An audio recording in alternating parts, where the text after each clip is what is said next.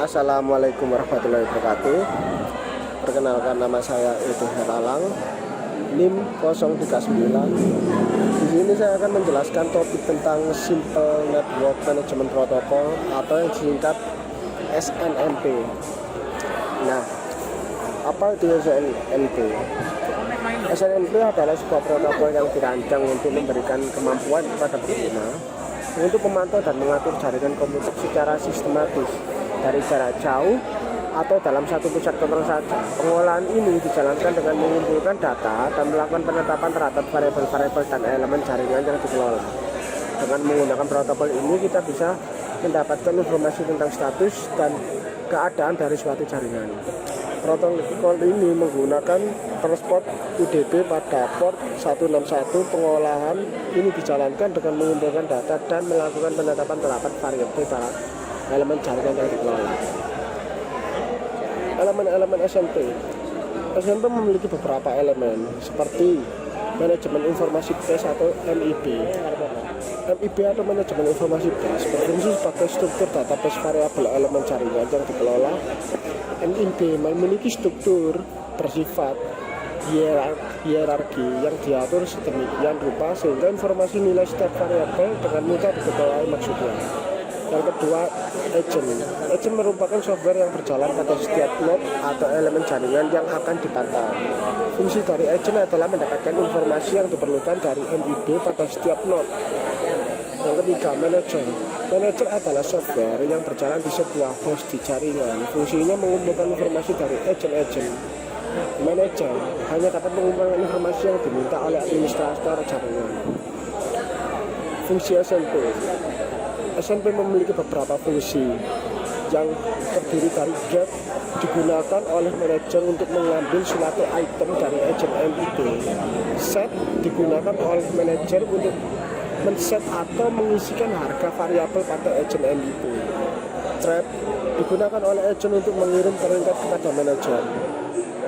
Inform digunakan oleh manajer untuk mengirimkan peringkat kepada manajer yang lain.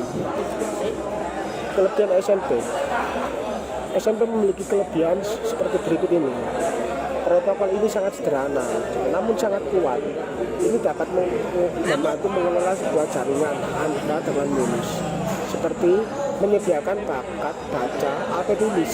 Sebagai contohnya, seperti menggunakan atau mengatur ulang kata sandi yang duduk dari jarak jauh, juga mengonfirmasi ulang IP, mengumpulkan data tentang informasi kuantitas dan ukur apa yang digunakan, mengumpulkan laporan juga kesalahan dalam bentuk log yang bermanfaat untuk pemecahan masalah dan penyajian tren yang khas.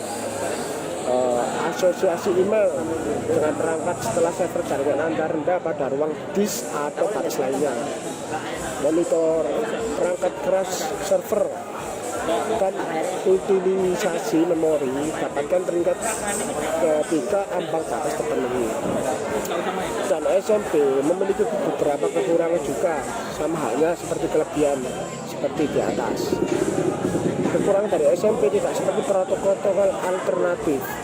Asosiasi SMP tidak memberikan bukti bahwa pesan diterima oleh manajer SMP. Versi SMP yang lebih baru mencakup jenis pesan baru yang disebut dengan pesan informasikan asosiasi, yang kemudian dikonfirmasi oleh pengelola. Karena bersifat asinkron, pesan hanya dapat dikirim jika satu hal harus dilaporkan. Juga tidak ada cara otomatis yang memastikan perangkat masih online.